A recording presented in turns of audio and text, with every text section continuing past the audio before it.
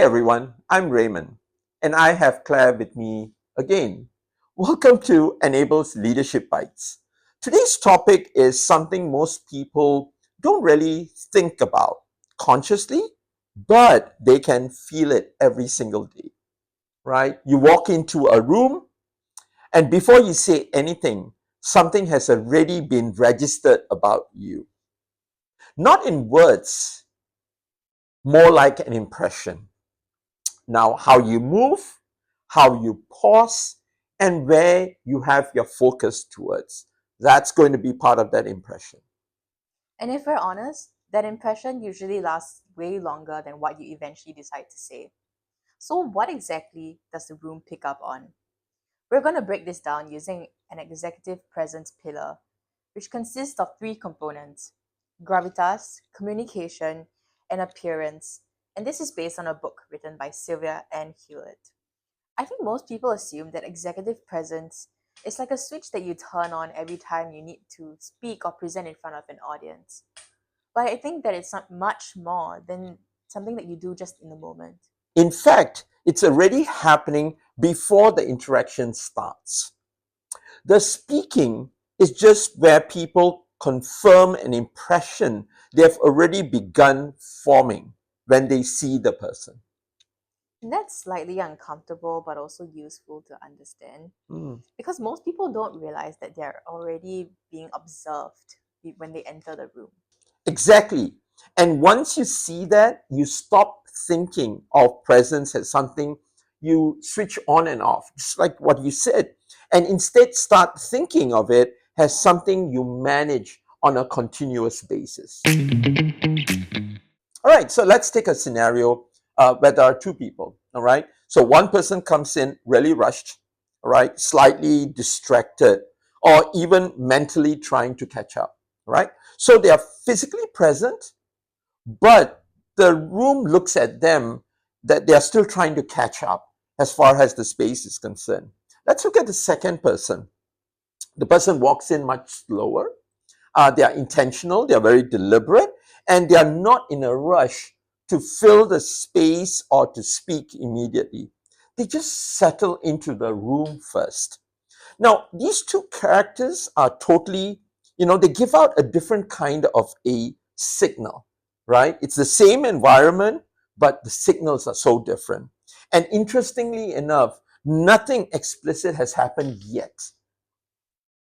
No, thanks, Raymond, for giving the contrast in what it looks like to have executive presence. So I'm thinking if it's just body language, right? Or is it something bigger than that?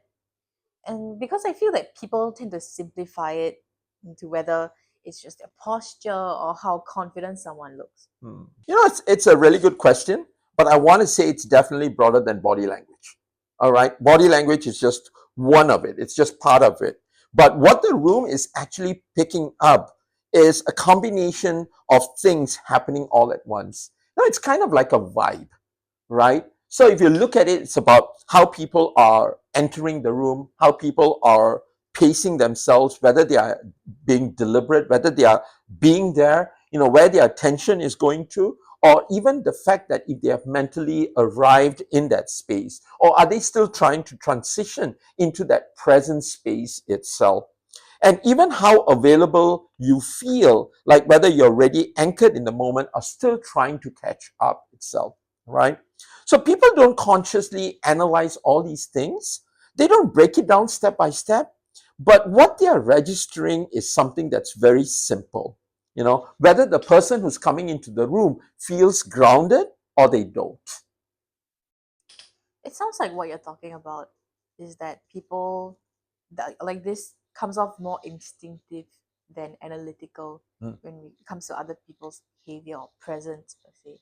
It's not like people are actively judging, but more of an immediate sensing that they get from the other person. Exactly, right? I think that's very clearly put. And that's why it really matters so much in leadership environments, all right? Because most decisions in real time aren't purely analytical. All right, there's a lot of observation that's happening. It's about influence. It's about perception. especially when you look at it from a perspective of trust. Before someone evaluates your idea, they already have formed a sense of whether you feel steady enough, right, to hold the idea in the room. And that happens very quickly. Let's start with the first pillar, gravitas. All right. This is really about how steady you are when things are not going steady. All right. And I mean this in really practical sense and not theoretical sense. I mean in real conditions when things are, slightly uncertain or slightly unstable. We don't know what's the outcome going to be. When information is incomplete, when there are conflicting opinions in that space, or even when pressure rises and people start looking for directions in where they are going to be going, right? So the question here is, what happens to you in these moments? That's what really matters. It reminds me of when I've seen people who are very technically capable, but the moment there's pressure, things start to speed up. So they start talking faster, using filler words, trying to fill the silence, right? Or maybe even trying to over explain to make sure that they're understood. Yes, and that's very common. And interestingly enough, that's usually when presence weakens the most. Because gravitas isn't really about how much you know, it's about how controlled your response feels to the people around you. All right? It's a perception thing. Even if you are thinking fast internally, the external signals needs to feel more in control. So if you don't do that, the room absorbs that tension. So I'm trying to understand if gravitas is the same as emotional pacing. For example, like how you manage the speed on and energy of your response under pressure. Thanks, Claire. That's a great way to describe it. It's it's about not amplifying the room's instability through your very own reaction, right? Sometimes the most effective thing a leader does in a tense meeting is simply slow the pace down. And one really good example is to create the pause, right? Because the pause helps reset of the tone in the room. So the first pillar was gravitas. I want to move on to the second pillar, and that's communication, right? Um, so this is one that often gets misunderstood. I know you're asking me why, right? Most people assume communications is just about how well you can articulate your ideas, right? But to be fair, most professionals can articulate really well. Okay. The issue isn't usually articulation, it's clarity of the transmission of the message, whether your thinking actually lands the way you intended to. I think there's a really fine line between these two things, articulation and clarity. Mm, And I can see it getting really messy because sometimes people over explain mm, when because they want to be precise, or maybe they assume others are tracking their thinking when they're really not. mm. Both can create friction in different ways. All right. Over explaining. Let's think about over explaining. That usually comes from a space of maybe uncertainty, that people feel that, hey, I haven't done enough justice in how I'm trying to explain this. Maybe the idea lacks clarity in my own mind itself, right? So that's one. On the other hand, if you understructure what you're trying to say, the ideas that you're trying to create, that may cause some level of confusion to everyone else in the room itself. Okay, so strong communication sits like you said, in a very narrow middle itself, right? So just enough structure for people to follow your thinking without having to work for it is probably the right way to go. And one thing that I normally do is I believe in just sharing with people, and if they have questions, they will ask you. So you're saying that clarity is more important than completeness. In most leadership contexts, that's absolutely true, right? So you're not there to demonstrate everything you know. You're there to move thinking forward, right? And that requires some level of filtering, not expanding. So we are going into pillar 3. But before I go into pillar 3, if you remember, the first pillar we talked about was gravitas. The second pillar that we talked about was communication. And the third pillar that we are diving into is appearance. All right. I want to slow this down a little bit because it tends to get reduced too quickly to surface level discussion, which is what many think it's about, when actually it's not. All right, it's not just your physical appearance; it's the signals that you bring across in a room. And so the signals as in like the consistency between your how you're feeling inside and how you're actually displaying it externally. Absolutely correct. That's what we are talking about. And because people don't experience your internal side, now what's happening internally, they can't see it, right? But that gets translated to the external expression of it, right? So if someone is composed internally but looks hesitant externally, that is what is perceived by the room, right? The lack of uncertainty, right, in what they're trying to do. They only respond to what they can see. Okay, just remember that people respond to what they can see from you and what they can feel from you, and what they see, because that becomes eventually a reference point to them. That does feel a little bit unfair, but also very real in how environments work in general. It is both, right? It is both. And I think leadership sits in the tension quite often. What do I mean by that? The goal is not to become someone different externally.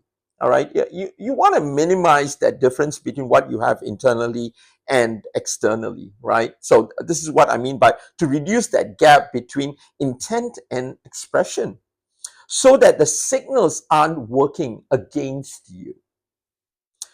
Because even the small inconsistencies I noticed can change how the message is perceived by people around you. Let's bring this into something practical, yeah. So let's say if someone is going into a high stakes meeting tomorrow, what should they actually focus on in a very real and a simple way? Okay, three things. So if you talk about gravitas, don't rush your internal state. All right, give yourself a moment before you respond. Give yourself enough time before you respond. On communication, probably try to reduce the points, but increase your clarity. Make what you want to say easier to follow, easier to understand, not too elaborate. And the third thing is appearance. Walk in with awareness. I think that's going to be really important, not based on performance, just awareness of how you are entering into the space. Thanks for the tips, Raymond. I think most people are usually fine when it comes to being prepared, but the consistency in being prepared and also when pressure comes, that's when Hmm. they are really being challenged there. Because people can apply the whole framework when they're mentally prepared and ready, but under pressure they usually just go back to their old habits. Frankly, that's the real challenge because pressure pulls you back to what we call default behavior, right? So, executive presence is less about learning new skills and more about replacing the automatic response over time. Most of this only shows up in behavior, especially under stress. Okay. And behavior is built through repetition, not just through an understanding of what's happening. I think today's conversation really reframes the perception of executive presence. It's not just something that you turn on when you speak in front of an audience, but something that's already noticed the moment you enter a room. And a lot of leaders focus on what they say in meetings, Hmm. but they usually overlook that perception that people might have of them. It's already being shaped before any communication is happening. Yeah, Yeah. yeah, that's true. So executive presence, I just want to reiterate this, is not about performing in the moment. All right. It's not about performing in the moment. It's consistency across the three pillars we talked about: gravitas, communications, and also appearance. Right. When those elements are aligned, okay, they got to be aligned. When they are aligned, people don't just hear your ideas differently, they trust your presence even faster. So before trying to speak better, I feel leaders should first reflect on what the room is already picking up before they even speak. All right. So because presence shapes perception, and perception eventually shapes influence. So rather than trying to command the attention, it's about being intentional with the signals that we send out, even in silence, even before we say anything. And once leaders become aware of that, they realize that presence can actually be shaped. And that's so true. It's something that can be learned, it can be shaped, it can be coached, right? In terms of what you eventually get out of it. And before we actually wrap up, Claire, I just want to add to today's conversation. If this conversation actually resonated with the audience itself, we encourage you to explore these ideas in much greater depth in our influential communication and stakeholder management program that's happening really soon. The program is designed for leaders and professionals who want to communicate with greater clarity, build trust with stakeholders, and strengthen their ability to influence without relying on authority. If you're looking to translate these concepts into something that's more practical, workplace skills, we'd love to have you join us. Once again, thank you for joining us for another episode of ENiBLE's Leadership Bytes. If you enjoyed today's conversation, don't forget to like, comment, and subscribe to stay connected with the ENiBLE community as we continue exploring how people think, communicate, and lead in modern workplaces. Stay intentional, stay aware, stay curious. And we look forward to seeing you at the next series.